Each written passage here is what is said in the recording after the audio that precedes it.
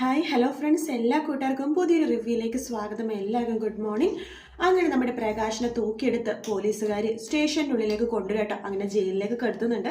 ജയിലിൽ കയറ്റുമ്പോൾ പ്രകാശൻ ഇങ്ങനെ ആകെ ദേഷ്യത്തോട് കൂടി തന്നെ ലക്ഷ്മീനെ നോക്കുവാണ്. അപ്പോഴേക്കും പോലീസിൽ പറയണ്ട, നീ എന്തിനാടാ ഇവരെ സൂക്ഷിച്ച് നോക്കുന്നത്? തെറ്റ് ചെയ്ത നീയാണ്.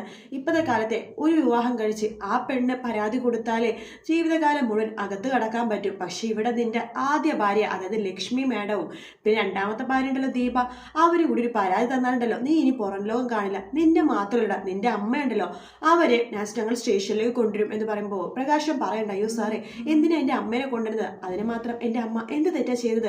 അമ്മ എന്ത് തെറ്റാ ചെയ്തെന്നോ? നിന്നെ ജനിപ്പിച്ച് വളർത്തി തന്നെ വലിയ തെറ്റാടാ. അവരാണ് നിങ്ങളുടെ തലയിലേക്ക് ഇങ്ങനത്തെ ഒരു വൃത്തികെട്ട രീതിയിലുള്ള രീതി നിങ്ങളെ വളർത്തിയത്. നിന്നെ മാത്രമല്ല, നിങ്ങൾക്കൊരു മോനുണ്ടല്ലോ വിക്രമാദിത്യൻ, അവൻ തന്നെ, അവൻ ചെയ്യാത്ത എന്തെങ്കിലും കുറ്റം ഉണ്ടോടാ? ഇല്ല സാറേ, അവരൊരു തെറ്റും ചെയ്തിട്ടില്ല. എൻ്റെ മോനൊന്നും പറയല്ലേ. ഓ, മോനെ പറഞ്ഞാൽ നിനക്ക് പൊള്ളോ അല്ലേ? എടാ, അവൻ എന്ത് ശരിയാടാ ചെയ്തിട്ടുള്ളത്? അതാദ്യം നീ പറഞ്ഞതാ. കുറെ ചെറുപ്പക്കാരുടെ തലമണ്ട അടിച്ചു പൊട്ടിച്ചു, അവന് ഉപയോഗിക്കാത്ത ഡ്രഗ്സ് ഇല്ല, കയറി പിടിക്കുന്ന പെണ്ണുങ്ങളില്ല, അങ്ങനത്തെ ഒരു രീതിയിലാണ് പോയിക്കൊണ്ടിരിക്കുന്നത്. പെണ്ണ് കേസ്, അതുപോലെ തന്നെ മദ്യപാനം, തലതല്ലി പൊട്ടിക്കൽ, മോഷണം, അതിനെ എല്ലാ കുറ്റത്തിനും നിന്റെ മോനെ എതിരെ പരാതി ഉണ്ടല്ലോടാ. നോക്കിക്കോടാ, അടുത്തത് നിന്റെ അമ്മയാണ് ഇവിടെ വരാൻ പോണത്. അവർ വയസ്സായ സ്ത്രീന്ന് ഞങ്ങൾ നോക്കത്തൊന്നുമില്ല. അവർ ചെയ്ത കൂട്ടിയ ക്രൂരതകൾക്ക് അവർക്ക് തക്കതായ ശിക്ഷ കൊടുത്തിരിക്കും എന്ന് പറയുമ്പോൾ ലക്ഷ്മി പറയേണ്ട, അതേ സാറേ അവർക്ക് തക്കതായ ശിക്ഷ കൊടുക്കണം. ഞാനും അതുപോലെ തന്നെ ഇവയാളുടെ രണ്ടാമത്തെ ഭാര്യ ദീപയും പ്രസവത്തിന്, അതായത് പൂർണ്ണ ഗർഭിണിയായിരിക്കെ തന്നെ ഞങ്ങളുടെ കുഞ്ഞുങ്ങളെ ഇല്ലാതാക്കാൻ വേണ്ടി കൂട്ടുനിന്നതും അയാളുടെ അമ്മയാണ്. വിഷം കലക്കി തന്നതൊക്കെ അയാളുടെ അമ്മയാണ് എന്ന് പറയാണ്. അപ്പം അതിനുള്ള ശിക്ഷ അവർക്കും വാങ്ങിക്കൊടുക്കണം. അവരങ്ങനെ രക്ഷപ്പെടേണ്ട എന്ന് പറയണം. ഇതുപോലത്തെ അമ്മമാർക്കുള്ള പണിയാണ്, ഒരു തിരിച്ചടി ആയിരിക്കണം അത് എന്ന് പറയാണ്. അത് കേൾക്കുന്ന പ്രകാശൻ ആകെ ഞെട്ടിപ്പോകുക കേട്ടോ. അതിനുശേഷം ലക്ഷ്മി സ്റ്റേഷനിൽ നിന്ന് ഇറങ്ങി പോകുമ്പോഴേക്കും കാർത്തിക അങ്ങോട്ടേക്ക് വരുന്നുണ്ട്. കാർത്തിക, ആ അമ്മ എന്ന് പറയണം, ആ മോളെ അവനെ നന്നായിട്ട് ചവിട്ടിക്കൂട്ടാൻ ഞാൻ പോലീസുകാർക്ക് പറഞ്ഞിട്ടുണ്ട്. അയാളിപ്പോൾ എങ്ങനെയാ? അയാൾ വായ പൊളിച്ചിരിക്കാൻ മോളെ, എന്ത് ചെയ്യണമെന്ന് അറിയാത്ത ഒരവസ്ഥയിൽ വായം പൊളിച്ച് ജയിലിൻ്റെ ഉള്ളിൽ തന്നെ കിടക്കുന്നുണ്ട്. അമ്മ പോലീസുകാർക്ക് കാര്യങ്ങൾ പറഞ്ഞിട്ടുണ്ടല്ലോ എന്നല്ലേ. ഞാനിപ്പോൾ ജാമ്യത്തിന് എടുക്കാൻ വന്ന പോലെ അവിടുത്തെ അഭിനയിക്കും, പക്ഷേ ജാമ്യം കിട്ടില്ല എന്നൊക്കെ പറഞ്ഞിട്ട് എന്നെ പറഞ്ഞേക്കണ പോലെ ഒക്കെ പറഞ്ഞിട്ടുണ്ട്. മോള് പോയാൽ മാത്രം മതി, എല്ലാം അമ്മ പറഞ്ഞിട്ടുണ്ട്. ശരിയമ്മേ. അങ്ങനെ പ്രകാശിൻ്റെ അമ്മൂമ്മയുടെയൊക്കെ തകർച്ച തുടങ്ങിയല്ലേ? അതേ മോളെ, അവരുടെ തകർച്ച തുടങ്ങിക്കഴിഞ്ഞു. ഇന്ന് രാവിലെ 11 മണിക്ക് അവരുടെ തകർച്ച തുടങ്ങി എന്ന് പറഞ്ഞിട്ട് അവർ ചിരിച്ചുകൊണ്ടിരിക്കുകയാണ്. അങ്ങനെ ശരി, എന്നാൽ മോള് കയറി ആ കാഴ്ച കണ്ടോ? കൺകുളിർക്ക് കണ്ടോ?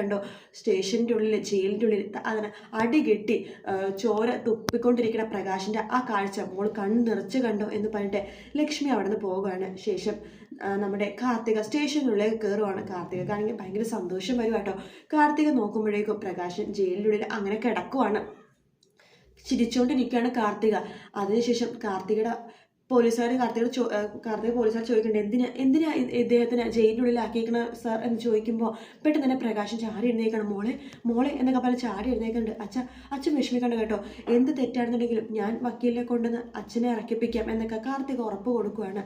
ശേഷം കാർത്തിക പോലീസിനോട് ചോദിക്കുന്നുണ്ട്, എന്ത് തെറ്റാ ചെയ്തേന്ന് ചോദിക്കുമ്പോഴേക്കും പോലീസുകാർ പറയുന്നുണ്ട്, അപ്പോൾ തെറ്റെന്താ ചെയ്തതെന്ന് നിനക്കറിയില്ല, നീ ആരാ ഇയാളുടെ എന്ന് ചോദിക്കുമ്പോൾ ഞാൻ ആരുമല്ല, പിന്നെന്താ ഇയാൾക്കുള്ള ബന്ധം ചോദിക്കുമ്പോൾ അത് വേറൊന്നല്ല സർ, എൻ്റെ അമ്മേനെ രണ്ടാമത് വിവാഹം കഴിക്കാൻ പോകുന്നത് ഇദ്ദേഹമാണെന്ന് പറയുമ്പോൾ, ഓ അപ്പോൾ ഇദ്ദേഹമാണോ നിൻ്റെ അമ്മേനെ വിവാഹം കഴിക്കാൻ പോകുന്നത്? അപ്പോൾ നിൻ്റെ അമ്മയും ഇദ്ദേഹം തമ്മിലുള്ള വിവാഹമായിരുന്നു ഇന്ന് നടക്കാനിരുന്നത് എന്ന് ചോദിക്കുകയാണ്.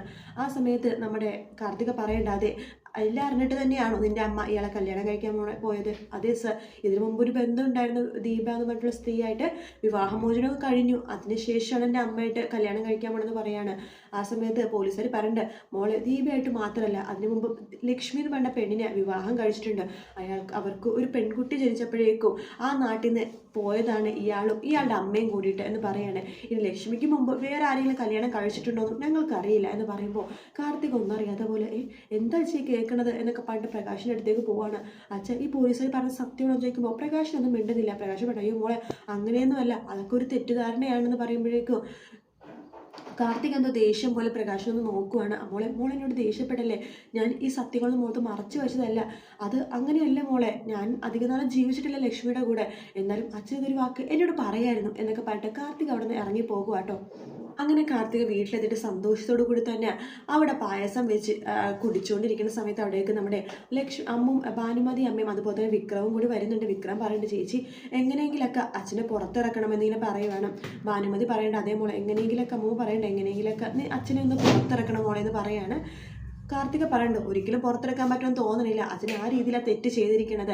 ഈ കാലത്ത് അമ്മമ്മക്കറിയാലോ, ഒരു പെണ്ണിനെ കെട്ടിയിട്ട് ആ പെണ്ണ് പരാതി കൊടുത്താലേ ജീവപര്യന്തം ഉറപ്പാണ്. ആ സമയത്താണ് ഇവിടെ ദീപ എന്ന് പറഞ്ഞ ആ സ്ത്രീയും പിന്നെ അച്ഛൻ മുമ്പ് കല്യാണം കഴിച്ച ലക്ഷ്മി എന്ന് പറഞ്ഞ സ്ത്രീയും പരാതി കൊടുത്തിരിക്കുന്നത് എന്ന് പറയുമ്പോഴേക്കും വിക്രം പറയണ്ടേ, അയ്യോ ചേച്ചി ഒരിക്കലുമില്ല, എൻ്റെ അച്ഛൻ ഒരിക്കലും അങ്ങനെയൊന്നും ചെയ്തിട്ടില്ലെന്ന് പറയുമ്പോൾ നിനക്കറിയില്ല വിക്രം, അപ്പോൾ നീയും അറിയാനാണ് നിന്റെ അച്ഛൻ ഇങ്ങനെ ചെയ്തിരിക്കണതല്ലേ? എന്നാൽ നീ അറിഞ്ഞോ, നിന്റെ അച്ഛൻ ഇതിനു മുമ്പ് ഒരു വിവാഹം കഴിച്ചിട്ടുണ്ട്. നിന്റെ അമ്മ ദീപേനെ വിവാഹം കഴിക്കണ മുമ്പ് ഒരു വിവാഹം കഴിച്ചിട്ടുണ്ട്. അതിലൊരു പെൺകുട്ടി ഉണ്ടെന്ന് പറയുമ്പോൾ അമ്മമ്മ എന്തൊക്കെയാണ് ഈ ചേച്ചി പറയുന്നത് എന്ന് വിക്രം ചോദിക്കുകയാണ്. ആ സമയത്ത് അമ്മമ്മ തല കുമ്പിട്ട് നിൽക്കുകയാണ്. അപ്പം കാർത്തിക പറയണ്ട്, അമ്മൂമ്മേനെ അറസ്റ്റ് ചെയ്യാൻ പോലീസുകാർ വരുമെന്നാണ് പറഞ്ഞത്. എന്നെ അറസ്റ്റ് ചെയ്യാൻ ഞാനെന്ത് ചെയ്തു? അമ്മൂമ്മയാണല്ലോ എല്ലാത്തിനും കൂട്ടുനിന്നത്, അതുകൊണ്ട് അമ്മൂമ്മേനെയും ചിലപ്പോൾ അറസ്റ്റ് ചെയ്യാൻ വരുമായിരിക്കും. മോളെ ഇതിൽ നിന്ന് ഞങ്ങൾ എങ്ങനെയെങ്കിലൊക്കെ ഒന്ന് രക്ഷിക്കണം എന്ന് പറയുമ്പോഴേക്കും കാർത്തിക പുച്ഛത്തോടു കൂടി തന്നെ നമ്മുടെ അമ്മൂമ്മേനെ നോക്കിയിട്ട് അകത്തേക്ക് കയറി പോവാട്ടോ. ശേഷം പോലീസുകാർ വനിതാ പോലീസൊക്കെ ആയിട്ട് വരുവാണ്. അതിനുശേഷം നമ്മുടെ ആരായി ഭാനുമതി എന്ന് ചോദിക്കുമ്പോഴേക്കും അമ്മൂമ്മ അവിടെ നിന്ന് ഓടി രക്ഷപ്പെടാൻ പോവാണ്. അതെ നിങ്ങൾ തന്നെയല്ലേ ഭാനുമതി? അല്ല ഞാനല്ല ഭാനുമതി, പിന്നെ ആരാ? അത് നിങ്ങൾ തന്നെയാണ് ഭാനുമതി, ഞങ്ങൾക്കറിയാം, വന്ന് വണ്ടി കയറ് എന്ന് പറയാണ്. ഭാനുമതി അങ്ങനെ വണ്ടിയിലേക്ക് കയറാണ്. പോലീസ് സ്റ്റേഷനിലേക്ക് ഭാനുമതിനെ കൊണ്ടുവരുവാണ്. നമ്മുടെ പ്രകാശിൻ്റെ തൊട്ടടുത്ത എന്താണ് സെല്ലിൽ തന്നെ ഭാനുമതിനെ കടത്തുവാട്ടോ. അതിനുശേഷം നമ്മുടെ വിക്രം എന്നുണ്ടെങ്കിൽ തേരാപ്പാര നടക്കുവാണ്. എന്ത് ചെയ്യണമെന്ന് അറിയില്ല. കാർത്തികയുടെ ചോദിക്കേണ്ട, ചേച്ചി എങ്ങനെയെങ്കിലൊക്കെ അച്ഛനെ അമ്മൂമ്മേനെ ഒന്ന് പുറത്തിറക്കുന്ന പറയുമ്പോൾ വിക്രം നിനക്ക് അറിയില്ലേ അവരെ പുറത്തിറക്കാൻ പറ്റുമെന്നില്ല. ഞാനിത് കാര്യമായിട്ട് വക്കീലിൻ്റെ അടുത്തൊക്കെ പോയി ഇറങ്ങി നടന്നു, കുറേ വക്കീലത്ത് പോയി പറഞ്ഞു, അവരൊന്നും ഈ കേസ് എടുക്കില്ലെന്നാണ് പറയണത് എന്ന് പറയാണ്. അങ്ങനെ വിക്രം പോകണമെങ്കിൽ പോട്ടെ, എന്തെങ്കിലും കിടക്കട്ടെ, ആ തെറ്റ് ചെയ്തിട്ടല്ലേ അവിടെ കിടക്കട്ടെ എന്ന് വിക്രം വിചാരിക്കുകയാണ്. അതിനുശേഷം വിക്രം പണത്തിന് വേണ്ടി മാത്രം വീണ്ടും കാർത്തികയുടെ കൂടെ തന്നെ സ്നേഹത്തോടെ നിൽക്കുവാണ്. അതിനുശേഷം ഓഫീസിലേക്ക് പോകുമ്പോഴേക്കും നമ്മുടെ കാർത്തിക പറയണ്ട്, വിക്രം ഇത് എങ്ങോട്ടാണ് പോകുന്നത്? ഞാൻ ഓഫീസിലേക്ക് പോവാം, വിക്രമിന് അങ്ങോട്ടേക്ക് പോകണ്ട. എന്താ ചേച്ചി ഇങ്ങനെയൊക്കെ പറയണത്? അത് ഞങ്ങളുടെ കമ്പനിയിൽ നാണക്കേടാവും വിക്രം, ഒരാളുടെ ജയിൽ പുള്ളിയുടെ മകനാണ് ഓഫീസിൽ MD എന്നൊക്കെ അറിഞ്ഞു കഴിഞ്ഞാൽ പത്രത്തിലും TV-യിലും ഒക്കെ വാർത്ത വരും. എനിക്ക് നാണക്കേടാണ്, അത് നമ്മുടെ കമ്പനിയുടെ ഗുഡ് നെയിമിനെ ബാധിക്കും. അതുകൊണ്ട് നീ ഇനി കമ്പനി വരണ്ട ചേച്ചി, അത് നമ്മൾ ഷെയർ അല്ലേ എന്ന് പറയുമ്പോൾ ഷെയറൊക്കെ എന്താണെന്ന് വെച്ചാൽ ഞാൻ വേണ്ട പോലെ വക്കീലിനോട് സംസാരിച്ച് ചെയ്തോളാം, എന്തായാലും നീ ഇനി വരാൻ നിൽക്കേണ്ടത് പറയാണ്. എന്താ ചേച്ചി ഇങ്ങനെയൊക്കെ പറയണത്? ഞാൻ പറഞ്ഞല്ലോ വിക്രം, കമ്പനിയുടെ പേരുകൾ കേട്ടോ ഒന്നും എനിക്ക് ചെയ്യാൻ താല്പര്യമില്ല, നീ എന്താ ചെയ്തോ എന്ന് പറഞ്ഞിട്ട് നമ്മുടെ കാർത്തിക അവിടെ നിന്ന് പോകാട്ടോ. വിക്രമാണെങ്കിൽ ആകെ തകർന്നിരിക്കുകയാണ്. വിക്രം ദേഷ്യത്തോടു കൂടി തന്നെ കാർത്തികനെ നോക്കുകയാണ്. എല്ലാം തകർന്ന വിക്രം സ്റ്റേഷനിലേക്ക് പോയിട്ട് നമ്മുടെ നടന്ന സംഭവങ്ങളൊക്കെ പ്രകാശിനോട് പറയുന്നുണ്ട്. ഇനി എന്താണ് അച്ഛൻ കാരണം എല്ലാം സംഭവിച്ചത്, ഇനി ഓഫീസിലേക്ക് വരണ്ടെന്ന ചേച്ചി എന്നോട് പറഞ്ഞത്. അതെന്താണ് കാർത്തിക മോൾ അങ്ങനെ പറഞ്ഞത്? കാർത്തിക മോള് അവർ പറയാ പോലീസ് സ്റ്റേഷനിൽ കിടക്കണതല്ലേ അച്ഛനും അതുപോലെ തന്നെ അമ്മൂമ്മയും കൂടിയിട്ട്, അപ്പം കമ്പനിയിലെ ഗുഡ് നെയിമിനെ ബാധിക്കുമെന്ന്.